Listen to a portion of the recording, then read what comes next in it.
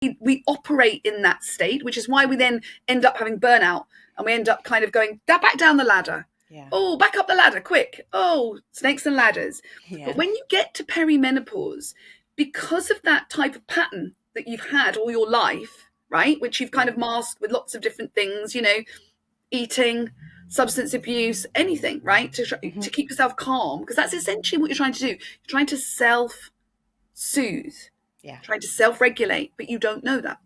So, you know, when you think about then, right, I've got estrogen, I don't know anything about it, but then I'm already in this heightened state of hyperarousal. And presumably you trusted her because she's a doctor. I never questioned it. I didn't question it, because also it was never ever discussed that it was off-license doses. So I had no idea. Okay. Now I know all about off-license doses, but I didn't then. I was just like, yeah, whatever. You know, I just need to keep going. Welcome to the Menopause Mindset Podcast, the place to get some answers and feel supported along this often a bumpy journey. Many people sail through menopause, but many people don't. And so my guests and I are here to motivate you and inspire you so that you can make menopause a happier transition for yourself and for your loved ones. I'm Sally Garozzo, an award-winning clinical hypnotherapist, a menopause educator, and I can't wait to share my passion about wellness and how we navigate these changes and transitions. So come on then, let's dive in. So my guest today is Paula Rastrick. Paula is a trauma therapist, an EMDR therapist, and she has a postgraduate certificate in psychological trauma. She's also a complex trauma survivor herself. She's neurodivergent and a highly sensitive person with a special interest in hormonal sensitivity, including the menopause transition. Now, you might know Paula from the recent Panorama documentary, The Menopause Industry Uncovered, where certain clients of the Newson Health Clinic came out about the harm that was done to them from the overprescribing of estrogen without informed consent. Paula was one of those people and has been incredibly vocal since the documentary about what happened to her. Many people have been calling it a witch hunt without fully taking the time to understand the victims' perspectives. Well, today Paula is here with us and she's going to be sharing her story, and also she's going to be sharing why some women are more hormonally sensitive so that we, the listeners, can get a better understanding of this issue. So Paula, what a pleasure it is to have you on the podcast today. How are you doing? I'm good. Thank you for having me and letting me share my story. Thank you. Oh, I'm so pleased. And I do want to say thank you to you because all of the insights that you have and how you've synergized all of these different areas really is, I think, quite cutting edge, actually, especially for women's health.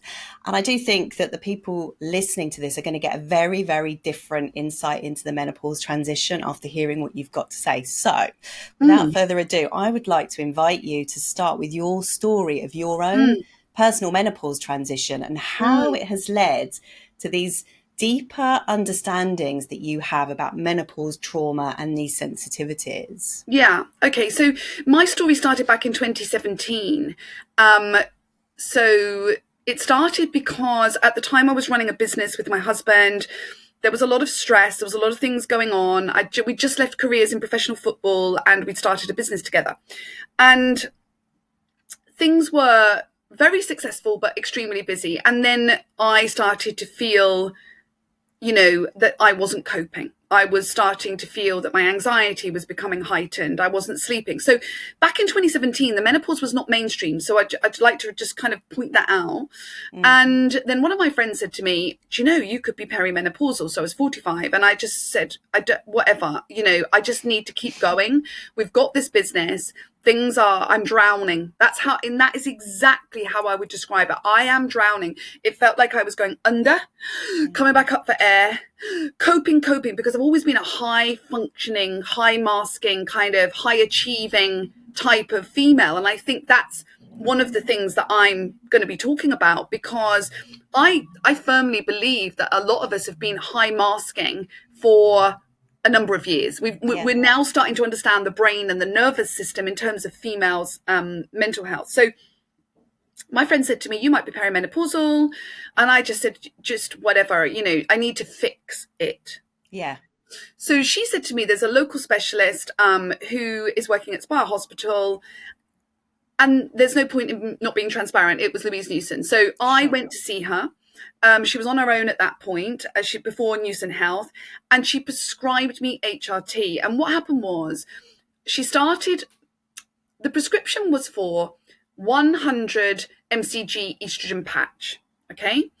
And then I was put on cyclical progesterone. Okay. So the progesterone ratio was just cyclical and off I trotted.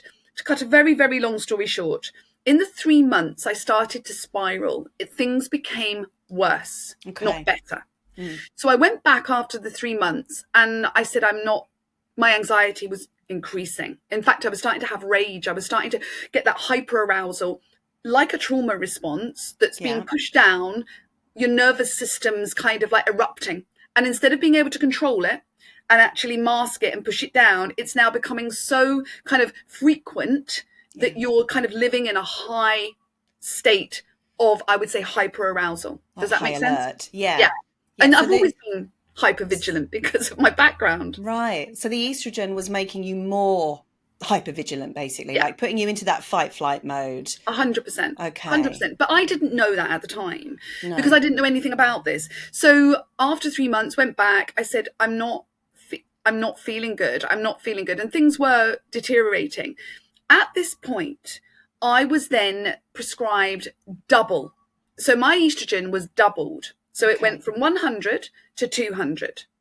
And then testosterone was added in. Okay. But my progesterone stayed the same. And this is the point that really is the concerns that are being raised is about the ratios of higher estrogen to lower progesterone. Okay. So I want to make that clear because some people are saying, well, I need higher estrogen. That's not what the safety issues are about. They're about the unopposed levels of estrogen and the potential risks to that type of prescribing because we don't have safety data for that. Okay. Does that make sense? We don't have the safety data. So you're going into an area that is unresearched. So we don't know. No, and it's kind of guesswork, and you're claiming that it's some women are not absorbing estrogen. Okay, so I've heard this a lot. Some women don't absorb estrogen well enough through the skin, and I'm like, how can you even tell? How can you tell? Okay, so there is an issue with that, and I wasn't going to sort of. Well, you can't tell. So there are no blood tests to tell you how well you are absorbing estrogen because we don't know how much of it's in the tissues. We don't know how much gets stored in the tissues. There's no blood test to tell you how much crosses the blood-brain barrier either. So you don't know how much you're putting into the nervous system. So in actual fact, there is not one single test that will tell you about absorption. And so the only way to know or to suggest that absorption is an issue is to go by what the brain and the body is telling you, right? So the information is going to come back. Yeah, it's going to come back, isn't it? Because your brain and your body, like it did with me, is going to tell you, I don't like this, or I like this. And I think one of the things we could probably talk all day about is that estrogen is a stimulant. Okay. So it's an excitatory hormone, right? Yeah. And so when it comes to women like me, hormonally sensitive, we already have higher ratios of estrogen. And this is where I've done the work tracing it back to the womb. And this is where the higher ratios of estrogen, forget HRT, in the research on hormonal sensitivity, women in their cycles, in the higher estrogen phase of their cycles, are more prone to addiction, more prone to binge eating, more prone to OCD, more prone to... So it's the ratios between excitatory chemicals and inhibitory chemicals, right? Yeah. So if your ratios are like mine, I'm already here. And then you say to me, let's give you more excitatory hormones, bearing in mind that in perimenopause, estrogen can be 3 times higher anyway. And guess what happens to progesterone? Falls off a cliff. Yeah. So in my opinion, based on the research that I've done, giving somebody like me of my profile supraphysiological doses of estrogen and testosterone is not scientifically correct. Does that make sense? It makes perfect sense. So what happened then after that? So you felt awful. You went back, you got more estrogen and unopposed progesterone. Yeah. Then what happened? You must have felt and the testosterone. awful. I mean, the thing is, it sounds ridiculous now when I look back, because I think to myself, well, all the information I now know of the research, but at the time I just was trying to survive, right? My marriage was falling to bits. I've got a business, it's a big business. We're trying to just keep going. And because I've always done that, in all my trauma history of, right, get back up, keep going. That's your pattern. That's the pattern of behavior for a lot of high functioning, anxious women, trauma right? survivors. That's what they do, or I'll mask it with alcohol, this is my history and my story that's in my book, and substance abuse. And, I've done the whole lot without realizing that that's what I've done, if that makes sense. When I look back, everything, So in a way, was like the more estrogen, was that kind of making sense to you? Oh yeah, more, because it's more. Like in your mind.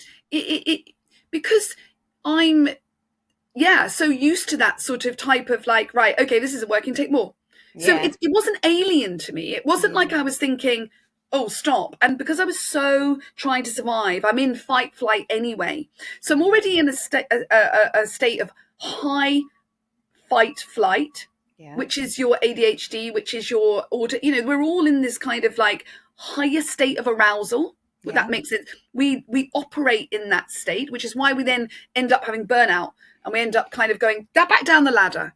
Oh, back up the ladder, quick. Oh, snakes and ladders. But when you get to perimenopause, because of that type of pattern that you've had all your life, right, which you've kind of masked with lots of different things, eating, substance abuse, anything, right, to keep yourself calm, because that's essentially what you're trying to do. You're trying to self-soothe, trying to self-regulate, but you don't know that. So, when you think about then, right, I've got estrogen, I don't know anything about it, but then I'm already in this heightened state of hyperarousal. And presumably you trusted her because she's a doctor. I never questioned it. I didn't question it, because also it was never ever discussed that it was off-license doses. So I had no idea. Okay. Now I know all about off-license doses, but I didn't then. I was just like, whatever. I just need to keep going. I'm not well.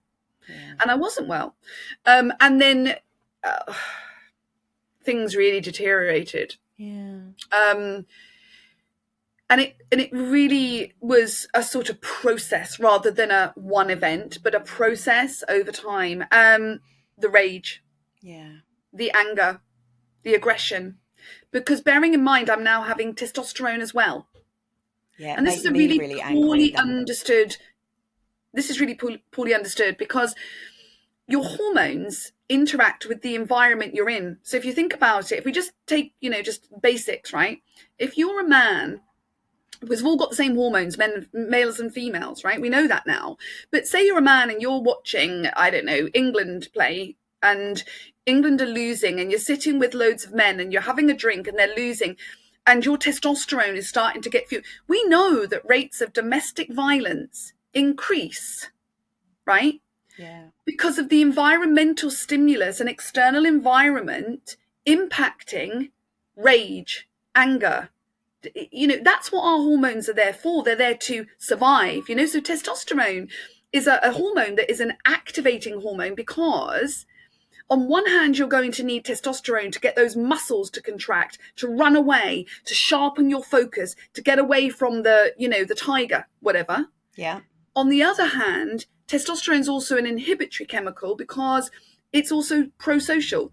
So it's like testosterone for connection, sexual connection. All of our hormones in our brain and nervous system are designed for connection and reproduction and behavioral outcomes in order to make sure that we survive and we reproduce. So if you add testosterone into a system that's already in fight flight, and we don't know how much of that testosterone converts to estrogen as well, because estrogen is a metabolite of testosterone, and so you don't, you're just adding more petrol into the fire.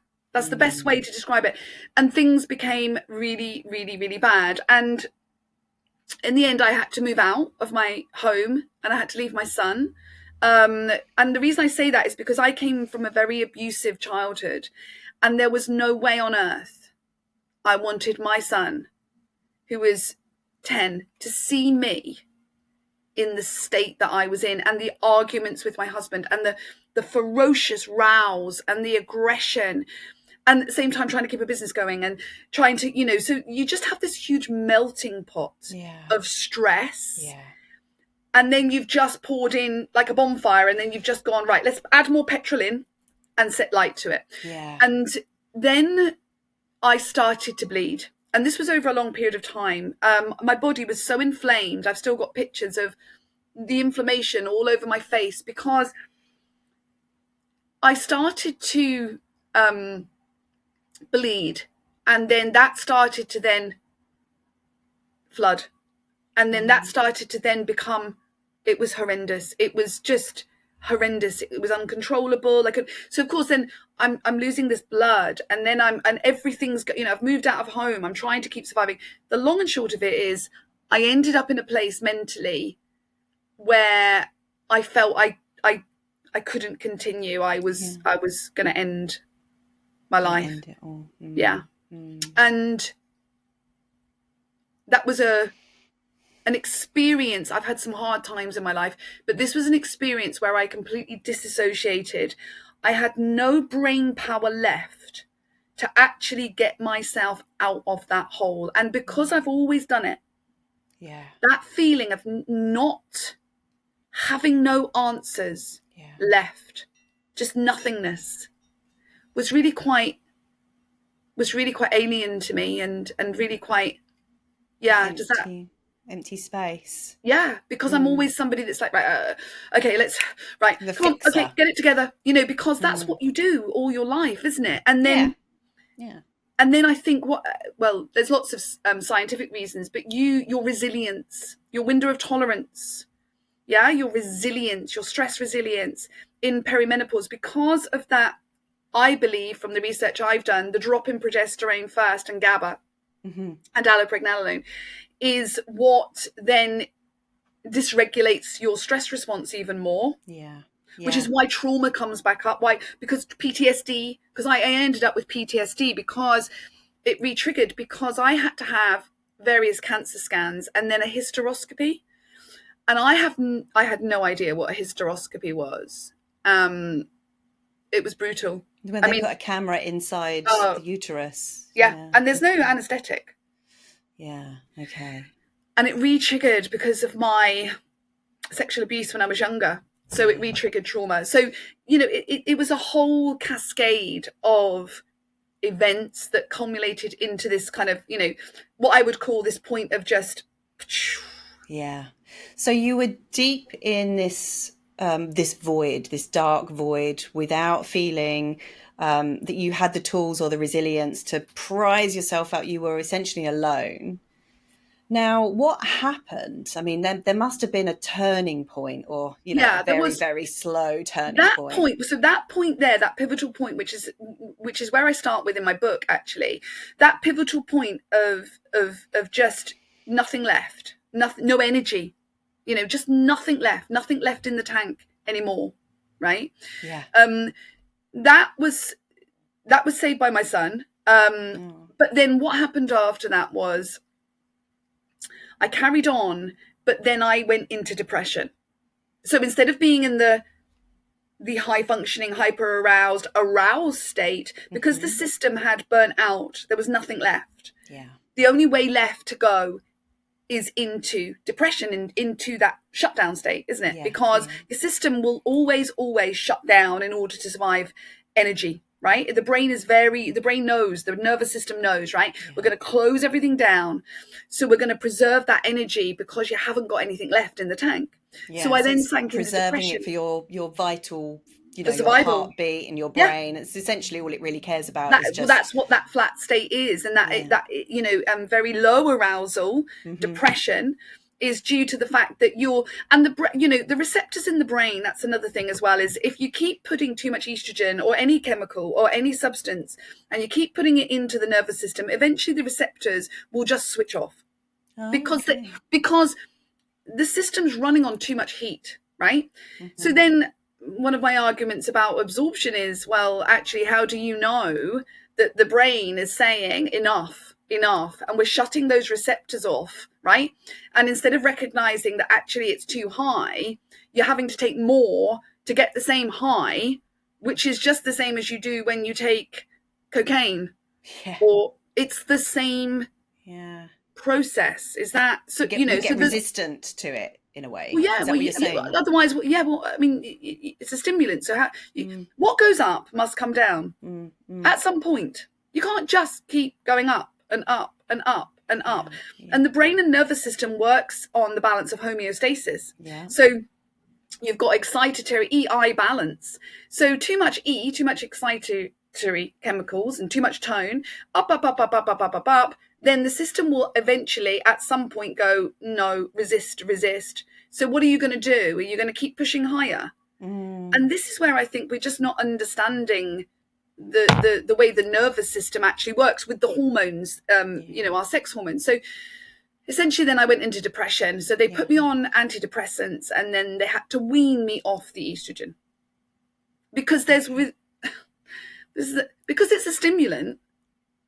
There's a withdrawal process. You can't just stop. So you have to go through withdrawal.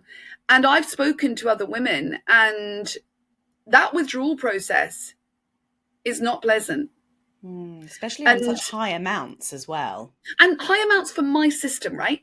So this is the thing about EI balance. It's like, where's your ratios? If your ratio is estrogen, glutamate, adrenaline, cortisol, high, and then you're low in inhibitory tone, that depending on that window of tolerance, it's going to be individual. But for me, way too high. So I ended up then being on antidepressants and then having to come down off the estrogen.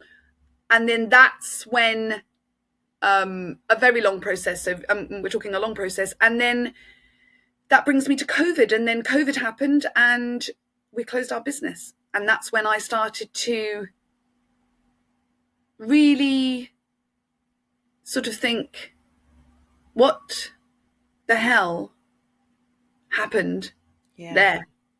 And that, because of the way my brain is, because of that, there's a mixture of things. There's the kind of like, again, it's a different ADHD, autism, highly sensitive people. There's crossovers, right? You can't distinguish this is why, when we look at kind of neurocomplexity, or you can be a flavor of, that's why they're, AUDHD. We are running on flavors and spectrums, right? Based on how your nervous system develops and your environmental influences, starting from the womb, how your nervous system, your attachment, you think about it. We are very complex human beings, and our sex hormones are simply part of a big dynamic system. So to kind of just isolate it and go, well, no, estrogen deficiency is really, in my opinion, just such a very narrow lens to look at a human being. Yeah, really, it really is. It's really quite reductive, isn't it? And especially when you take the time to understand fully what people's histories are. And this is what I can't get my head around, why it's not being taken into consideration. In a lot of doctors, a lot of the medical sphere, it is that sort of narrow bandwidth of thinking when they themselves know that they've got a history and they respond to things differently. I can't quite get my head around it. Yeah, I think I talk about this in the book, because the book that I've written, because if you're trained in the biomedical model, I mean, I go into quite a lot about the DSM, and I go into quite a lot about, I am not a fan of diagnostic labeling. No, okay. I think it does a great disservice to understanding, to put someone in a box and say, tick you've got 3 tics and you are bipolar, or when you actually look at the nervous system, which is what I've done in the book, and I've collected all of these diagnoses and said they're all representing the same thing, right? It's all but then we label somebody and we say to them, especially women, you're bipolar, and that's a disorder.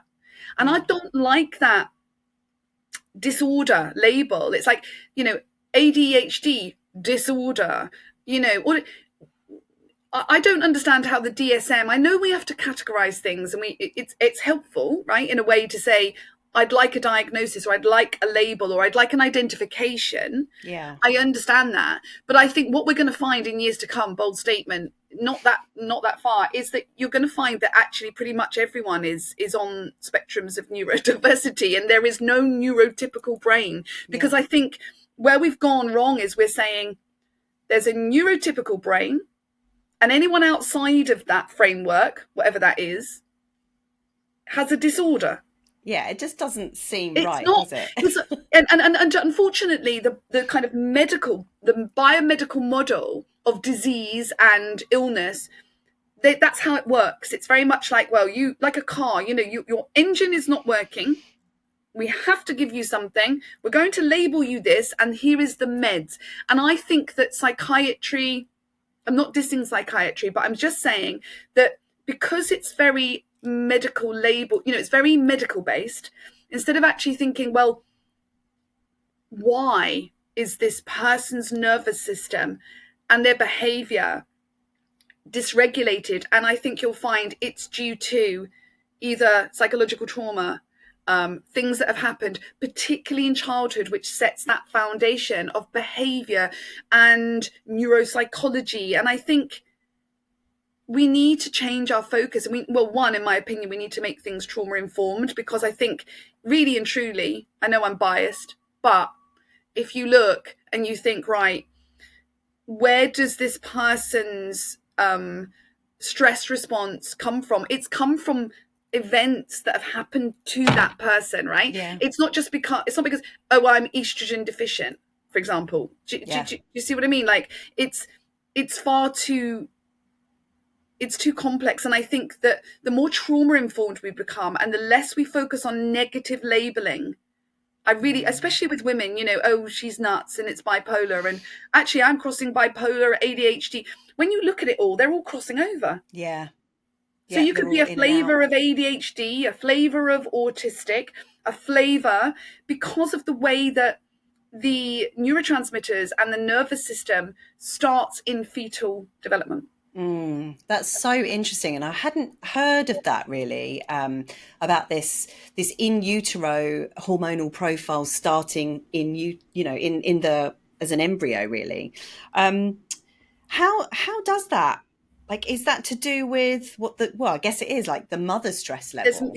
There's multiple things. There's multiple things, because, you could consider, right, okay, well, and there's lots of trains of thought. So I'm only doing this based on my story. So what I've done is I've taken my story and then put science to the story, so that women can identify and say, oh, that, but for example, if I give you an example, I mean, you can have, trauma that's passed down now. We've seen that with the Holocaust. We've seen that with, so we'll leave that one. But say my mum, right? So my mum, I had no relationship with my mum, no attachment bond. But I was the firstborn, and my mum is married to my dad. And my dad, I've gone backwards with this now, is ADHD, right? But we don't know it's ADHD at this point, or his nervous system is, because I've done all the work of looking at, wow, that pattern fits, right?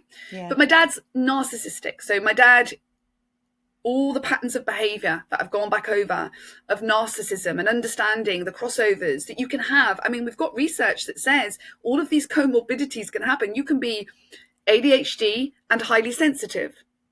You can be ADHD and narcissistic. They're all crossing over, and that's what I've made a point of trying to say. It's like a blended profile, isn't it? Yeah, because essentially it's all about it's all about protection and survival. Yeah. So if my dad, I didn't understand at the time, right? But my dad is psychologically and physically abusive, and there's a comorbidity, co-concurring of alcoholism, because substance abuse then comes in as well. So we're not realizing, where does substance or alcoholism come from?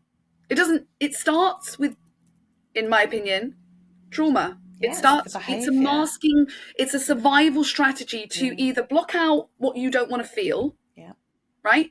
Or you need to cope, and these types of things. So that's why there's these crossovers. So my dad is, abusive and has beaten my mum. And I don't know if my mum was beaten when I was in the womb, but her stress and her psychological profile, let's just say that, is being fed through to me. So before I even enter the world, through fetal programming, I'm receiving hormonal changes coming through from my mum. Yeah. And it's fascinating, really, when you actually understand it, because when you look at the research in fetal programming, you start to understand, wow, now, then you can start to look at, okay, so how do those hereditary genes then switch on? So, for example, I come out of the womb and I'm a difficult birth. I was a forceps delivery, right? This is what my argument is about. We should be looking after mothers now in terms of understanding this, right? Because my mum's on her own. She's 21. My dad's out drinking. Her parents have disowned her because of the relationship with my dad, right? She has her firstborn, which is me, and it's a forceps. It's a difficult delivery, right? And I only know that because my mum and I didn't get on, but she did say to me, you're a very difficult, I was always difficult. I still am. Right, so basically, right, that's where my psyche comes in. So I am then delivered, and we've now got research that says that forceps delivery, early life stress, this is called. So once you come out the womb, right, depending on how you come into the world, right, emergency cesarean, forceps, that is now also being linked to autism, ADHD. We're not understanding, because it's the nervous system. It's how that nervous system is starting to be shaped, right? And then depending on what happens after that. So maternal separation, my mum, if your mum's depressed, like I had postnatal depression, I talk about that, and my bond with my son and all of that.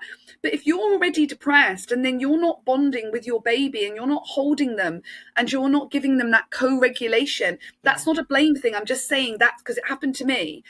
Then that nervous system is starting to be shaped, that stress sensitivity, and then it starts to chart all the way through. It's impossible to self-regulate, isn't it? When you haven't been co-regulated with properly from a very early age, you haven't had that skin-to-skin contact, that bond. You don't know what that warmth. That warmth. I always say that my mum and I never had an attachment bond. We never recovered from that. I mean, throughout my whole life, both my parents died 59. So they both died age 59. They were divorced by that point. And I don't want to kind of scare people, but one of the things I've looked at as well in my own life is my dad died of motor neurons disease. My granddad, his dad, died of motor neurons disease. And so I've been looking at charting. So what we've got to start looking at is, it starts with neurodevelopment. Then we've got the middle bit, and then it ends with neurodegeneration. Do you see what I mean? So, but it starts at the beginning. It doesn't start it's like my argument about menopause. It's like they've opened up the book and they've said, we're starting in the middle without understanding the story. We've got about 50 million chapters here and we've missed them out. We've gone straight into this bit.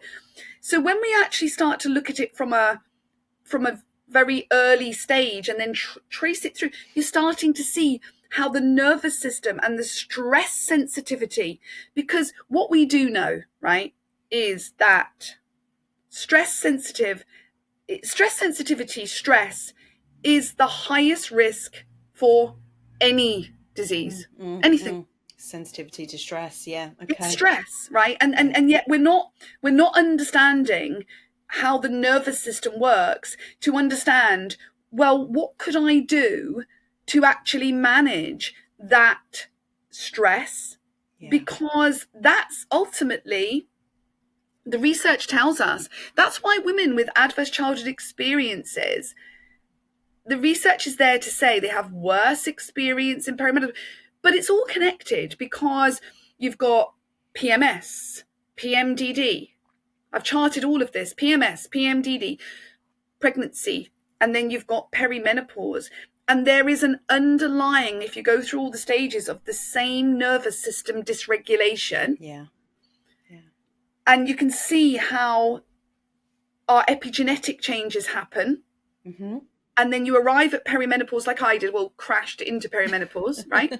With a whole history of ADHD, which is what I've been diagnosed with and labelled with, but is it complex trauma? I think my dad was ADHD just based on the research I've done, but, do you see what I mean? Like, where do you disment all of these crossovers? And when you hit perimenopause, it's almost like the last junction. It's like the road goes very, very sort of like, right, this way. What are you doing about this? Yeah. Mm-hmm. Or this way, I'm staying in that lane. And because of the way that the hormones interact with the brain and the neuroprotection, when that layering gets stripped away, because that's what happens, you're almost left with this kind of, this is my words, right? This kind of psyche that's kind of like, who am I? Yes. Who am I? Like, I've been masking, I've been shaping myself to society. I've been not saying things I don't, and then you reach that point, I think, where you kind of go, no, this is not, it's a little bit of a spiritual, for me. And I don't mean that there's the science side, which I'm very heavily focused on, but then there's this kind of like, what am I doing? Who am I? Yeah. Who are the people I want to spend my time with? What floats my boat? Like, I love intelligent, kind of like deep, meaningful conversations. I'm not very good with small talk. And so I've made decisions. It's like, I don't do those things anymore. But I'd always done that before. I'd always be like, yeah, I'll come. And then think, I don't, it's this kind of, I think it's a huge stage of post-traumatic growth. Yeah. There you go. Perimenopause. This episode is brought to you by my talked about masterclass, How to Heal the Trauma Underlying Your Menopause Symptom Severity. Have you ever wondered why you still feel anxious and overwhelmed even though you try to do all the right things? It might be to do with unprocessed emotional trauma lodged in your body, preventing you from accessing a sense of safety that unlocks the door to your body's natural healing and health potential. So here's what we're going to cover in this class. We're going to cover the surprising way your childhood might be affecting your menopause symptom severity and the research to back this up. We're going to cover why trauma is not just about big events and how our subtle childhood needs not being met play into this idea that most of us have some degree of CPTSD and how that might be impacting our menopause. We're going to cover why menopause is the can opener on our history, our childhood, and our dysfunctional patterns that might be making menopause worse. We're going to understand what self-regulation is and co-regulation is, the vagus nerve, the stress cycle, polyvagal theory, and why you cannot fully understand menopause until you understand the nervous system. We're going to learn about how the brain and our perspectives play a role in our menopause transition, what the research says about the mind's involvement in aging, and how knowing all this can help our experience of menopause. We're going to understand why the old paradigm of menopause needs a complete refresh and what the new paradigm actually looks like. So if you're ready to take a completely new look at menopause, join me for this incredibly powerful and inspiring, no fluff, 2-hour session that's backed by research. The price of this experience is just £17, that's 17, and everything is housed neatly inside the Kajabi app for your convenience. So just head on over to sallygarazzo.com/healing trauma to watch it now And of course, that link will be in the show notes. So that's sallygarozzo.com/healing trauma. Enjoy the rest of the episode.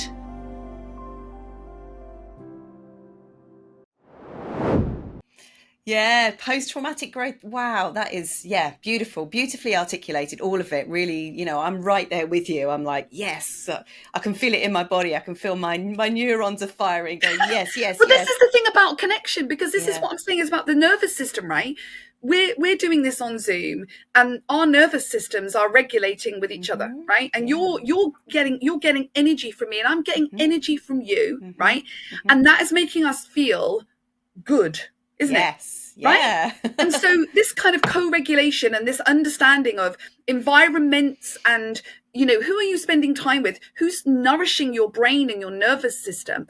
Even that's why it's important to find those people, that's why my book is called Sensitive Women. It's because I know that I identify with a certain type of woman, and my audience is only that type of woman. Yeah. I wanted to talk to you about hormonal sensitivity, actually. So for people that are not sure, because you've said hormonally sensitive quite a lot, if people are not sure what exactly hormonal sensitivity is, can you explain that a little bit more? Like this HSP thing as well. I am a HSP, and I'm sure a lot of my listeners will be as well, but I'd love to get your take on it. I started with, so I've now blended the whole lot, and kind of, this is why I did the book, because I thought there's no way I can explain this in one single sentence, right?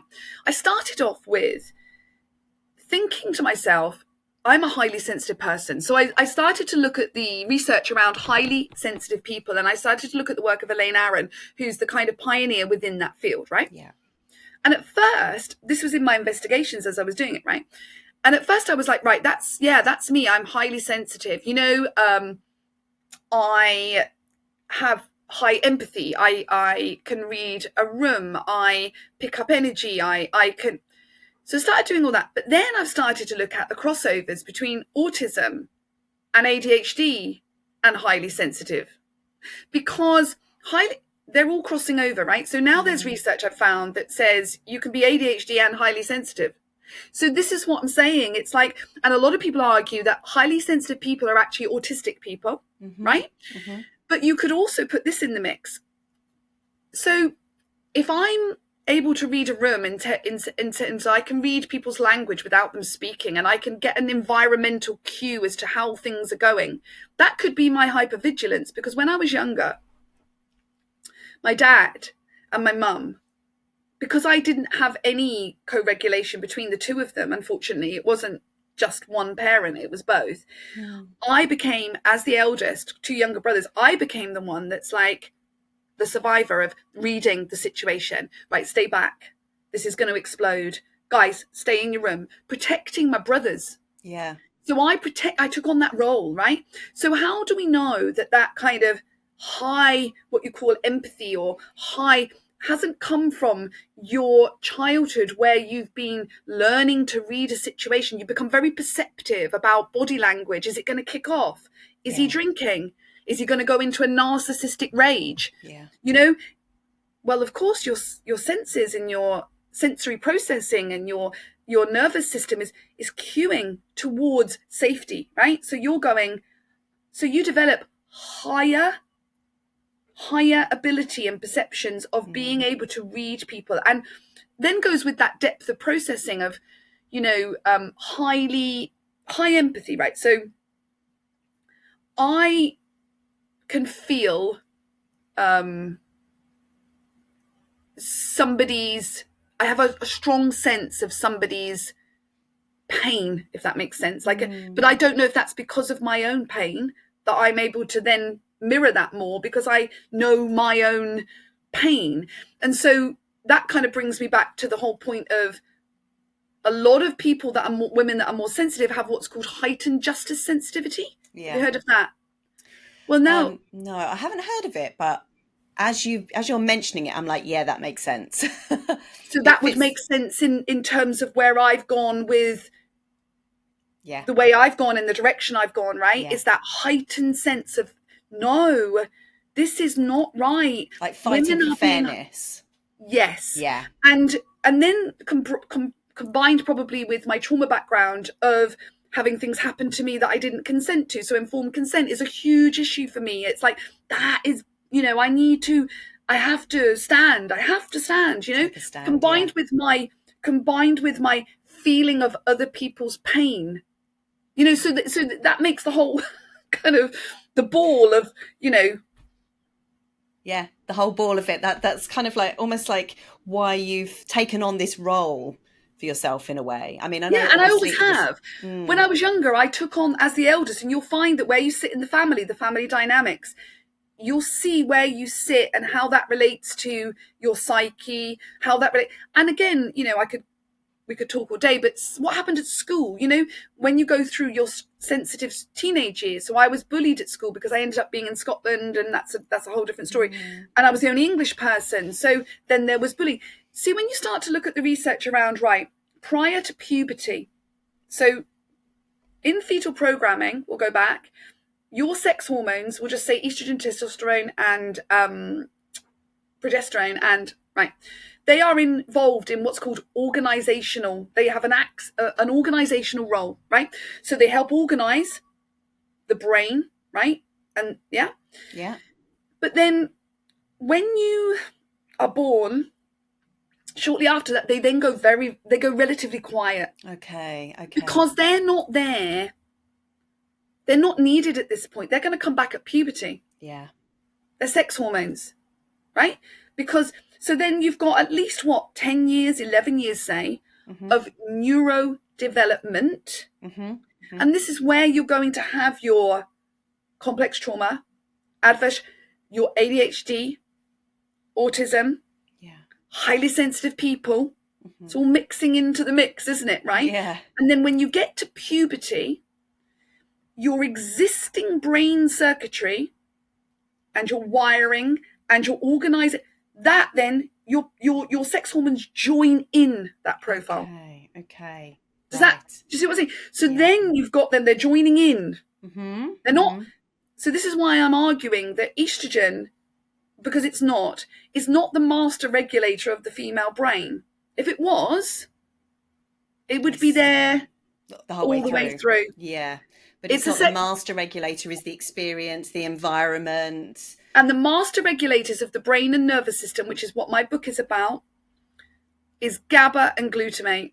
Okay. And the research between those two primary neurotransmitters, they are the major players. So what neuroscience is now telling us is that these two are the yin and yang of the brain. And everything is based on homeostasis, the research I've of EI balance. So your sex hormones are part of that, right? But they're part of it. They're not the whole story. No, they're not the whole story at all. And so how does the nervous system affect GABA and, was it glutamate? Glutamate. Yeah. So, okay, this is the research to make it really kind of like bring it into women, ADHD women. This is where I found the commonalities. You see, I've spent years cross-referencing it. Women, ADHD, autism, PTSD. So I'll use the diagnostic labels because it's easier, because I've had to do that through research. All share the same feature, which is lower GABA, lower allopregnanolone, which is a metabolite of progesterone, and lower progesterone. Higher glutamate, estrogen, adrenaline, histamine, which is why you'll get histamine problems, right? They're all shared. So when you understand which chemicals sit within the nervous system, and then you understand, as I've done, charted it through my own profile, you can start to see a much bigger, wider picture of the nervous system, as opposed to us looking at this kind of like, we'll arrive at midlife, and one of my bugbears is the ADHD narrative, which is, ADHD is low dopamine, and estrogen increases dopamine, which is kind of this like, well, you should take estrogen because you need more dopamine because you've got low dopamine. It is really not that simple, right? No, because you don't want too much dopamine, same as you don't want too much estrogen, and you definitely don't want too much glutamate, because too much glutamate is Alzheimer's, Excitatory. right? Okay. And this is what I'm saying. If you go to the other end, this is where I charted it from motor neurons disease, because I've got motor neurons disease in my family. It's too much excitation, and too little inhibition. Downregulation, yeah. And of course, they play into the nervous system, because all those excitatory hormones are going to activate the sympathetic nervous system, accelerate the heart rate. You're going to fight flight mode. You'll feel anxious. And then with not enough ability to down regulate and calm everything down, because it's inflammation, isn't it? It's inflammation. Creates more inflammation. It's inflammation. And if we know one thing, inflammation is really allostatic load. Inflammation underpins every disease. Yes, it does. Yeah. Every single disease. Right? So by charting it from the beginning, which is why I think what we should really be doing is understanding this from the womb, so that we know we can put those interventions in those younger years. That's those sensitive, because the brain is wiring. The stress sensitivity of the brain goes from, fetal development all the way through to about 25, right? The brain remains plastic after that, which is why it reacts to hormones, but that's a whole different thing. But if you think about it, if you were to take a child like me, and we knew that we would put in the nervous system regulation, that we'd understand it, we'd bring their stress levels down, we try to manage that more, because it's still very highly plastic, the brain at that, which is why there's detrimental effects because of that high plasticity and that HPA axis. Because going back to fetal programming, if my mum's nervous system and her stress is being passed to me, my stress sensitivity, my HPA axis, is already starting to become more sensitive. And then it depends on what happens then after I come out, which in my story is multiple. I mean, I have a high amount of ACEs. And then probably, all the coping strategies that I've put in. And I'm not shy about talking about that in my book. And, my attachment relationships with men, and my attachment relationships with myself, and, all of that stuff. Because one of the things that we tend to do is women are that, it's anxiety, it's depression, it's actually nervous system. And a lot of women like me have ended up living in our heads. We're very busy in our heads. It's very sort of like, up in our heads, and very disattached from the body. And we know now from the science, don't we, that the body keeps the score. I knew you were going to mirror me then. And then that the bottom up processes are what we need to look at, not the top down processes. And so it's going back into that body, isn't it? And so you'll tend to find that the women that I'm talking to, hormonally sensitive women, are women with nervous system dysregulation, women with higher sensory processing, women that have lived their lives with perhaps anxiety, OCD, binge eating. Their cycles will reflect. I never knew any of this, right? So my OCD, when I was, did I know that my binge eating and my OCD was connected to my cycle phases? So when my estrogen goes up, do I know I'm going to be more addicted at this point, and I'm taking drugs because that's what I've done, okay? And I'm not going to shy away from that. But I'm becoming more addicted on the higher estrogen phases. And then you've got the down to inhibition, which is your flat state, So what do you want? You want more stimulants to get back up. Because it's a feeling that you're used to and a feeling that you're comfortable with. If you're chaotic-y and your brain and nervous system is brought up in an environment that was chaotic, then you will learn to survive. I've looked at my attachment relationships. Why did I have that relationship? I mean, half of them I'm like, what was going on there? Now I see the patterns, because I've looked back and I've gone, now I can see the trauma bonding. Through the relationship with my dad. Now I can see the narcissistic abuse. Now I can see why I've become attached to this person because I'm used to those highs and lows, right? It feels familiar. It's like, oh, this feels like home.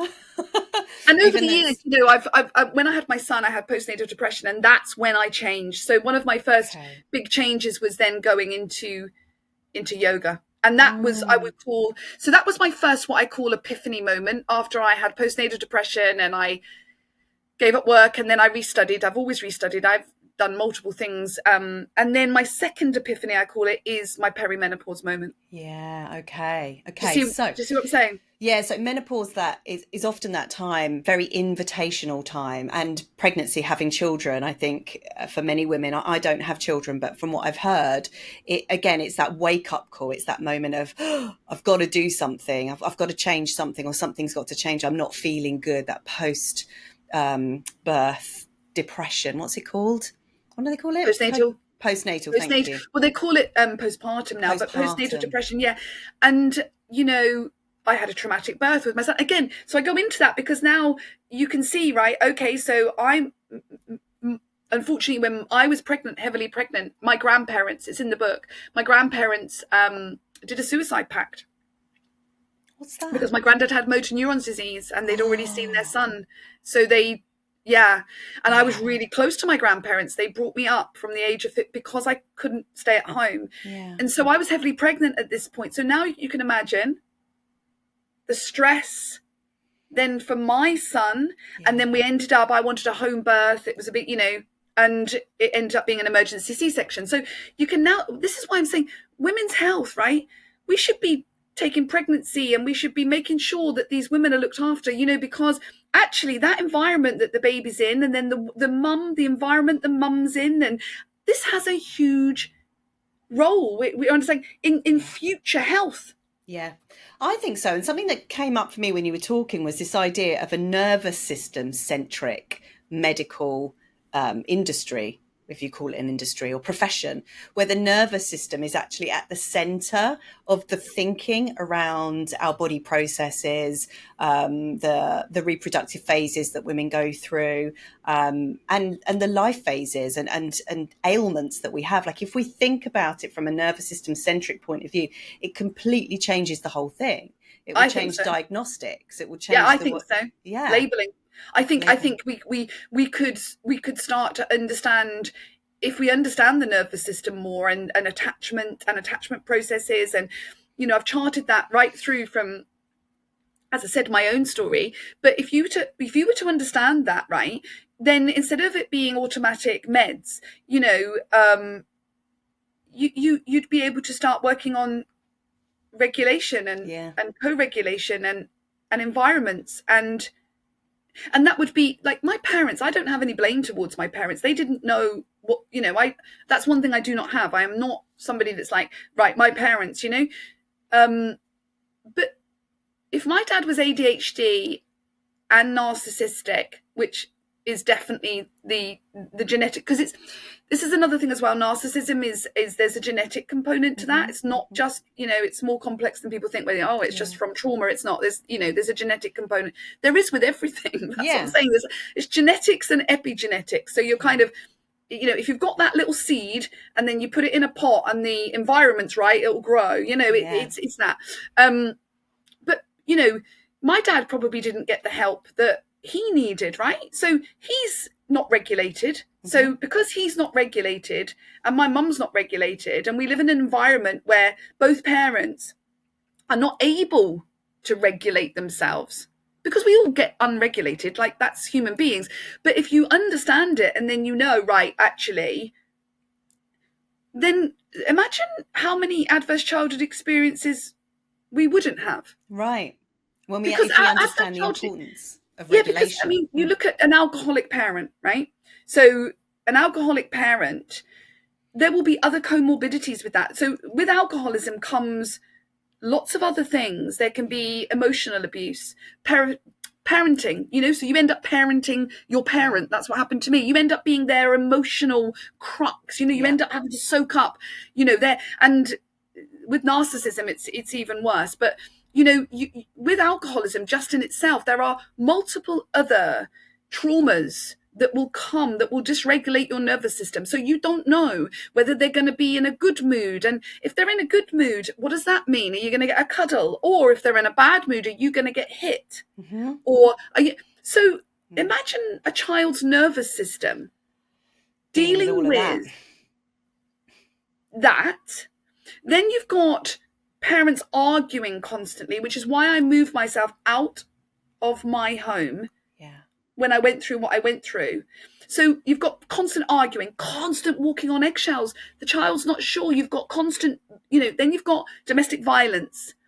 Then you've got, this is your adverse childhood experiences in a nutshell. Yeah, it's huge. And I really do hope that over time we do start to see the nervous system as fundamentally affecting our health, our mental health and our physical health and literally everything, because it's so important. So I've only got a few minutes left. A couple of questions I want to ask you. First of all, when we get to perimenopause, and if people have been inspired by you and they're like, oh shit, yeah, I think I've definitely got trauma that's been affecting me, and I feel like I've been cracked open now and HRT's not really doing very much. I feel like I want to do more to support myself. How do you recommend people start to process their trauma? So, I mean, there's lots of different ways that you can offer. Myself personally. So I work with different modalities. I've got an integrated approach, but EMDR is one that I definitely, because it's really helped me. Yeah. But the other thing that I do as a practitioner now is I've looked at the Stephen Porges, the Safe and Sound protocol. So this is all about the vagus nerve, because we know that vagal tone is low, right? And again, if you've got low vagal tone, that is really, really important because of the relationship to HRV, which I started looking at heart rate variability when I worked in professional football. So when I was working in professional football, it was like, why does this player get injured? Then we started to look at HRV, which is heart rate variability. Then you start looking at vagus tone, the vagal tone. So I work a lot with the sort of brain and the body, and I introduce parts work, which I think is amazing. I'm not qualified in parts work, but if you heard of parts work, where you look at the part of you that does this and the part of you that does that. Yeah, I do parts work. I mean, it's just, when you start to understand yourself, right? And you start to live in your authentic self. Yeah. I've had a lot to deal with in my life, and we all have, right? But the biggest thing that I've done is to understand self. I know that sounds right. Who am I? Who am I? What is the part that drives this? What's my core essence of me as a human being? What do I stand for? Who are my tribe? Who are the people that I want to be around? Because believe me, if you're spending time around people that you don't want to be around, that will affect your mental health. Yeah. So, I think we're missing the point. It's not necessarily that you need to take medication. It's now you need to start saying, well, who am I? Mm-hmm. How do I step into being that unmasking? Because the masking causes mental health problems. Yes. Because you're not living with who you really truly are. You're still trying to mask. And that becomes then, oh, I'm shut down. Oh, I can't speak. Where does that go? Those emotions are being pushed down in the body. And we've already said it. Right. So there's loads of things. I mean, from a trauma perspective, I work with that's what I do, EMDR, and parts work, and more of a coaching kind of, and the Stephen Porges work, which is a Safe and Sound protocol, which is all around the vagus nerve, right? So vagal toning.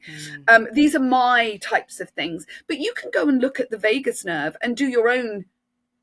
It's all over social media, isn't it? The vagus nerve. You can go and do that and start to look into it. And then obviously you can look at my book, because when that book comes out, then it's going to give you I don't mean that I've done it because I think when you understand and you trace back where it started from, your relationship with your parents, the relationship with the world, the relationship with your psyche, that is creating your core self. Yes. And I think perimenopause is an opportunity to really grab hold of your core self, your being, and be authentic in the world, because you're looking at the other side, aren't you? Then you're coming into that kind of midlife phase and you're thinking, yeah, I mean, if you're going to slide that way down into the abyss, or are you going to do the work, healing? Because I'm a big believer in this kind of like, work on your healing, continuously work on who you are, then you're going to find that your whole health, your nervous system is going to thank you, because you're not living in this suppressed state. And that, I can't live in that suppressed state anymore, of that kind of, you know, which is why I have been as vocal as I've been. Yeah. Because you won't be shut down. Yeah, because I'm being being pushed back and shut down in a box. You know, other human beings say, no, you're not worthy of listening to. You need to shut down and just be silent, because, you know, I'm bigger than you, or better than you, or whatever that is. You know, that to me is not something that I personally am going to accept. Yeah. Well, I honestly wish you so well on your mission. What is your mission now going forward, your personal mission, and what are your hopes for the menopause space, especially around education and you know, how we treat menopause? So for me, I think, so my campaign is really about, first of all, trauma-informed care. Okay. So understanding trauma and neuro-affirming care. Understanding that our brains are all very different, right? Our nervous systems is what, in my opinion, what we should be looking at. We should have a biopsychosocial model of health across the board.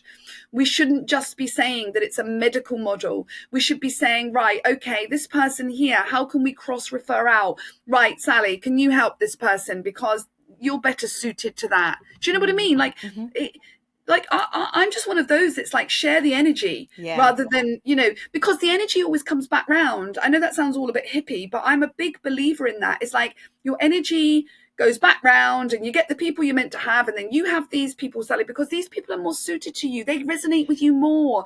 Not everyone resonates with me. And I'm going to make that clear on my social media. I'm not for everyone, but my dream and my wish is to create a community, retreats, all of that based around women who want to live in their authentic self, and they can deal with those traumas, and they can sit with those traumas, and they can heal, and then they can help others heal. Yeah, I love that. That is so good. And I love what you said about this sharing, rather than thinking that you are the absolute panacea for someone. Nobody is. Nobody is. That's not how the world works. Well, I don't believe in that. I think that, and I've always said that, you know, and any one of my clients that works with me, if I meet you and I say to you, do you know what? I don't think I'm right for you, but I tell you what, I'm going to find you somebody who is right for you. Yeah. Because that's authenticity, isn't it? That's saying, look, I'm not quite right for you, but Sally is. Right. And then knowing that at some point you might say to me, or somebody else might say, you know, because if you work, this is another, sorry, I'm going to go on. If you work in therapy and healing and anything in health, right? The research will tell you the right person is what gets the results. Yes. Not the modality. It's the therapeutic alliance that gets those results. That therapeutic alliance is working with the person that you feel connected to, that you feel, that is pretty much, 50% of the work, 60% probably. Yeah, absolutely. It's so about find that your personal people. Relationship. Yeah. What a lovely place to finish. So, Paula, where can people find you? Where are you most active on social media? Well, I've started being more active across the whole of social media now. But Instagram is probably my favourite platform in the sense of, so Instagram, Mrs. Paula Rastrick, and I'm also on YouTube now, and LinkedIn. LinkedIn is something that I think I'm going to be on a little bit more now, because I think the women that I resonate with are also on LinkedIn as well. I think there's a highly functioning person on LinkedIn, actually, the professional, straight to the point kind of clear thinking person on there. Yeah. So, and I'm just about to I'm doing more social media now. I'm back on social media, and I've got some new resources. So I've got a resource that I'm going to talk about. If you go to my website, join up to my newsletter, there's an HRT video which talks about side effects and why. So if people are interested in understanding a little bit more about why some women have side effects to HRT, right? Because trust me, there are many women having side effects to HRT, and it's almost like we're not allowed to say that. It's like a dirty word. There are, and also resources around the nervous system. So a lot more about the kind of nervous system. So just look me up on Instagram and join my newsletter. Yes, which I joined yesterday, and I also downloaded your medical letter for highly sensitive people. Yes, I put that on there because I think, again, I'm going to so I'm working on my website and my resources at the moment because I'm going to do new things. But I think from my own personal experience, right, I have a highly sensitive nervous system, right? If that had been known or even asked, I would not have been whacked full of stimulating hormones with no titration. Yeah.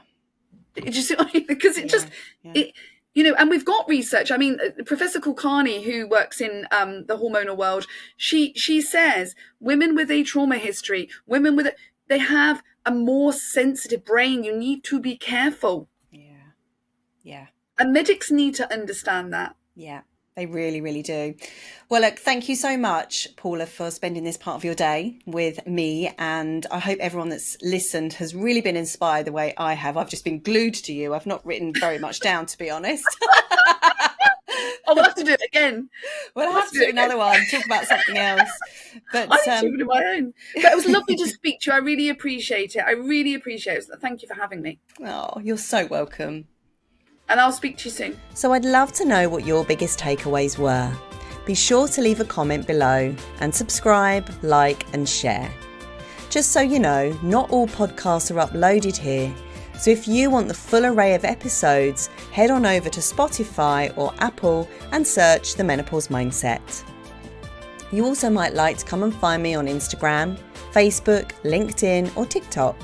Just search at Sally Garozzo Mind Mentor. All right, folks, thank you so much for your support and attention. It means the world. Have a great week and I'll see you next time. Bye for now.